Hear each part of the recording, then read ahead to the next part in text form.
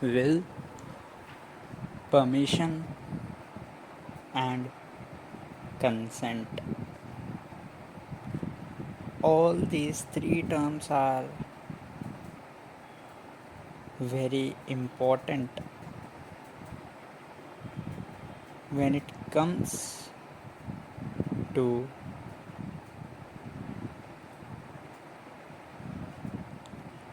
engage in an activity with any living being. These three elements are very important when it comes to make a relationship with anyone, to have a contract with anyone, and any other engagement or any activity with any living being. Even I say, even in engagement with an animal, for example, pet dog, etc. And every time you need all these three elements. It is only after when these three elements, that is will, permission, and consent, are there,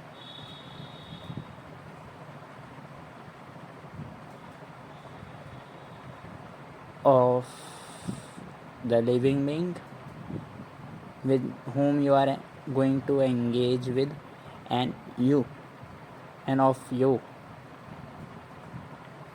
then only the engagement will be joyous, happy. Otherwise there will be a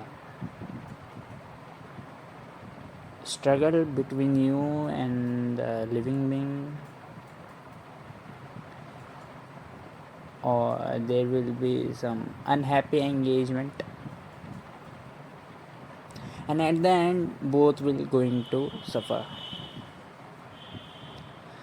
So let us discuss what is permission, consent, and will.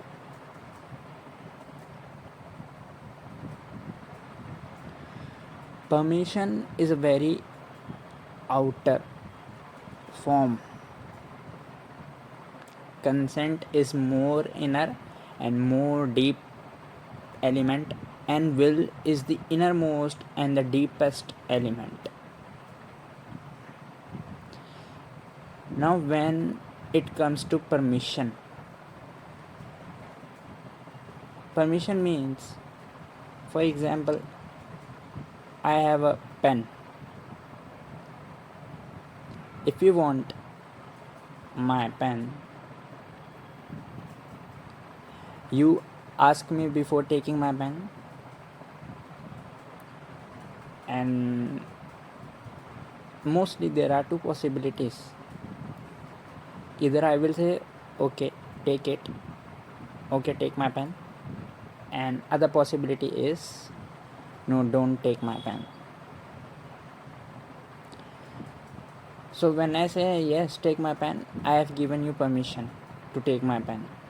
And when I say no, do not take my pen, I have denied permission. I haven't given you permission to take my pen. So you are not supposed to take my pen, or you ought not to take my pen. When there are explicit words expressing disapproval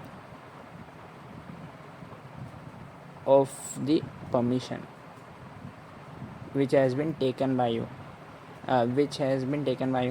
but permission has not been granted by me, if there is a no. So permission is something which is very outermost part.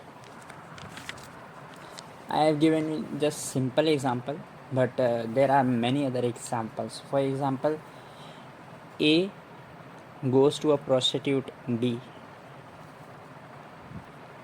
Now A will ask to B, would you like to give your body or flesh for tonight for suppose 2200 rupees.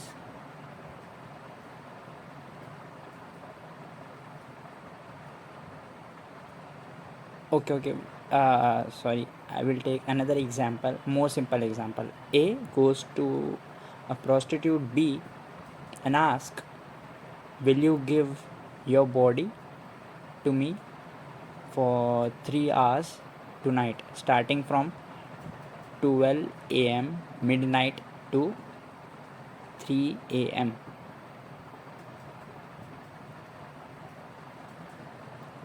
So you have taken permission of B. A has taken permission of B. Now it depends on B whether B will grant the permission or will not grant the permission or will deny the permission. So when B says that okay, I am ready to give you my body from 12 a.m. midnight to 3 a.m. B gives her permission. The permission of A has been granted by B.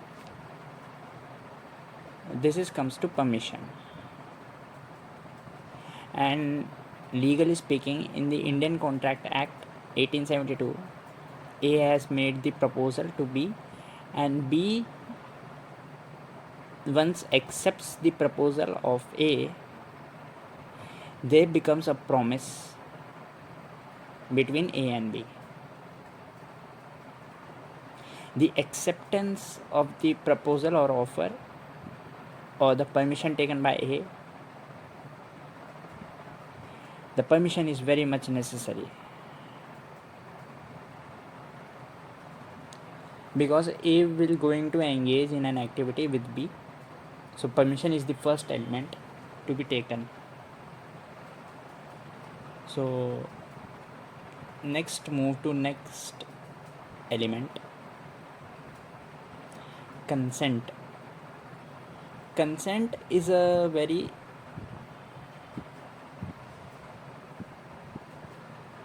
deeper element and inner element. Permission, you can say, is related with things or intangible and tangible things. For example, related to body, just I have stated in an example, like B has granted permission to A to access her body by A, or I have granted you permission to take my pen, and that is also an tangible object. Body is also a tangible object. And intangible objects, for example, I have a copyrights on a song, so using those copyrights by someone else, I grant permission, you can use my copyrights for so and so duration, so I have granted. So permission is confined to tangible and intangible objects, which are easy to see,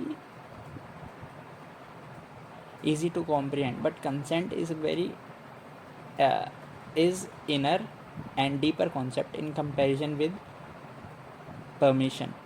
Consent comes to the level of mind.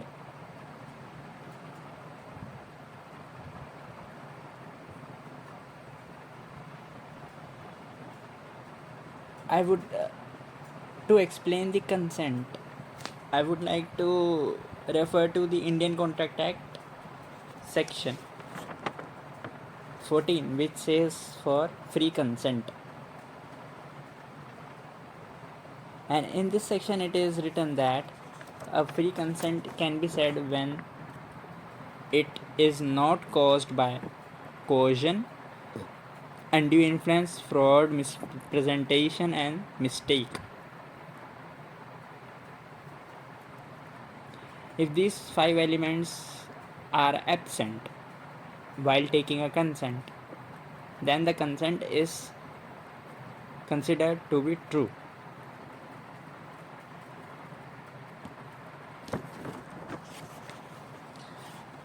When it comes to undue influence, what is undue influence? Undue influence is very simple thing.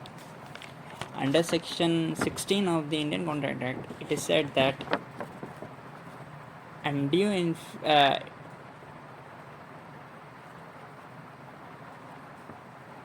if a person is in a position to dominate the will of another and to use that position to obtain an unfair advantage over the other, then person is said to have undue influence on the another. For example, in a father-son relationship, and father says that opt for science stream in 11th class, but son's wish is to opt for the commerce stream. He wants to pursue commerce in 12th class, but his father says that you have to opt for science stream. It is my wish that you should become a doctor. So even unwillingly, the son opts for science stream. Can it be said that there was the free consent of the son while opting the science stream? No. His father was having undue influence on the son. His father was in a position to dominate the will of the son and to obtain unfair advantage. By unfair advantage, I mean that for his own desire, his father's desire was that his son should become a doctor, but his son's desire was that he wants to pursue commerce. So he has obtained unfair advantage. When it comes to Indian Contract Act, the meaning of unfair advantage becomes different, but in generality, I am talking on the meaning of the unfair advantage. Unfair advantage means fulfilling your own desire over the desires of the other person on whom you are having the undue influence. So here father has obtained unfair advantage by fulfilling his own desire that his son should pursue science over the desire of his son that I should pursue commerce. So father is said to have undue influence over the son, and there is no free consent while opting the stream on the side of the son. So this is what is meant by consent. There should be a free consent. Both you and with whom you are engaging in, both should have same desire, same exact desire, with whom you are engaging in a contract. For example, you are engaging in a contract, or you are engaging with someone with the same desire of achieving first position in a competition, and you both are in a team of 2, so you both have a same desire to achieve first position. So there can be said that both have consented to each other to participate in the competition. with the objective of achieving the first position. So consent is something which is different from permission. Consent is having the same desire. When it comes to sexual intercourse, it is said that consent is very necessary. If there is no consent of a woman, then the man has to have committed rape. It means that woman with whom man is going to engage in a sexual intercourse, man must be having the desire of having sexual intercourse, and he should have the desire of engaging in a sexual intercourse. Plus, woman should also have the same desire of engaging in a sexual intercourse, activity of sexual intercourse with that particular man. Both should have same desire of engaging in an activity of sexual intercourse with each other. So, consent comes. There is a maxim in contract law, consensus ad idem, means meeting of minds, means both should have same desire, same object. With whatsoever activity you are going to engage in with any other person, you both should have the desire of doing that activity. Then you both have said to give free consent to each other.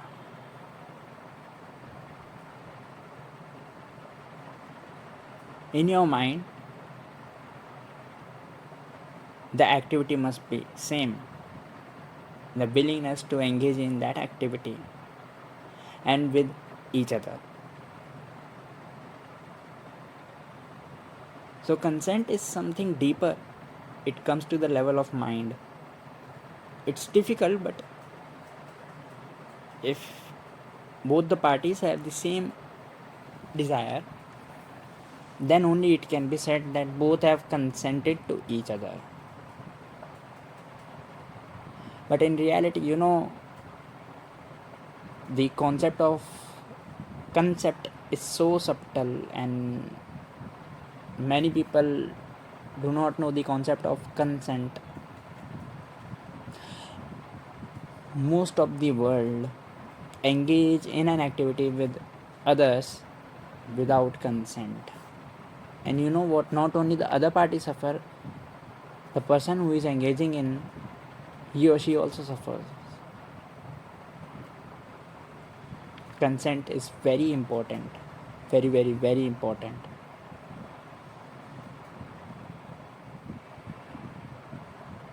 To do an activity without suffering. Now third comes to the will, the innermost element of a human will.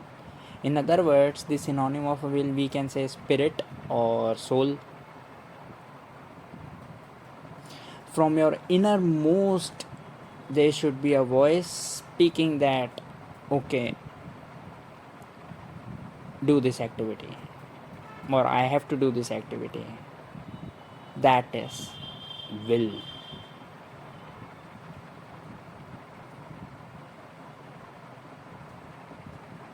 For example, A is engaging in an activity with B. A has a will. A is willing to do that activity. From the innermost voice of the A, it's speaking that I will do this activity. A is willing. A is ready to do the activity. But what about B? Is B ready internally? Is B's innermost voice speaking that I should do the activity? If no, then there is no will from the side of B. No matter there may be a free consent, B might be having a desire to do the activity, but B will not get satisfaction while doing the activity unless he has the will to do that activity.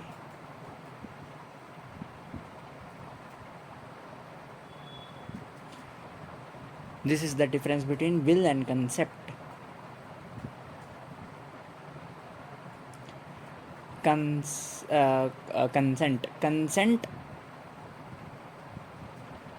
is to the level of mind, remains to the level of mind, but will is the innermost level.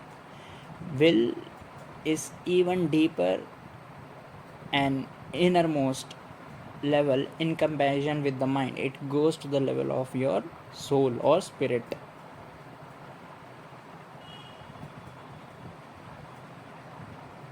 So will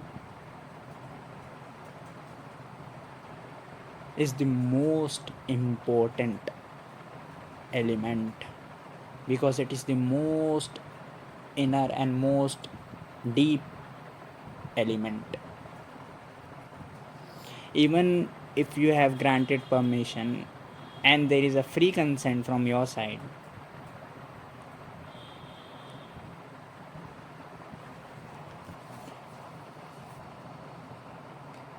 but still you are not willing, then you will never have a happy experience and a peaceful experience. They will always, you will feel uncomfortableness. So remember, to have happy, uncomfortable, peaceful experience, all three elements should be present while you do any activity, while you are eating, walking, speaking, reading, anything. These three elements are necessary if you want to have a peaceful experience, enjoyable experience, and satisfactory experience. This is the difference between will, consent, and permission. Subscribe if you find this video helpful and share this video.